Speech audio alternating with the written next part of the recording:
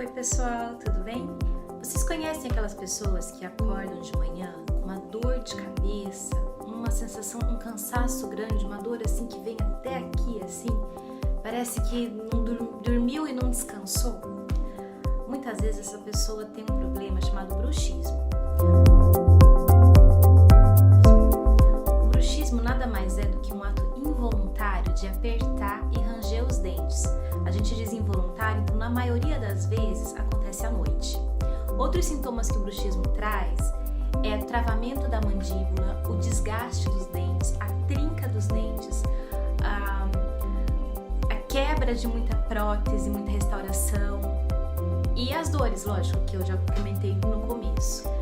Quando a nossa boca está numa posição de relaxamento da musculatura, os nossos lábios ainda estão fechados e falta bem pouquinho para os nossos dentes se tocarem. Nesse momento, a nossa ATM está bem encaixadinha e a nossa musculatura está relaxada.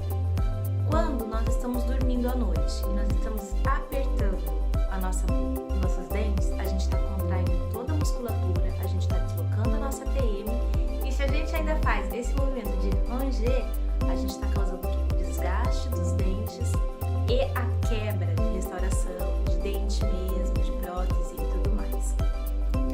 Isso, gente, existe tratamento, existe uma maneira de aliviar todos esses sintomas e melhorar a qualidade de vida de vocês, tá?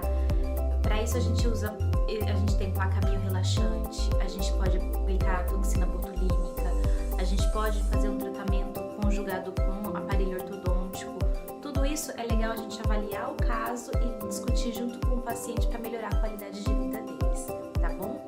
Boa semana para vocês.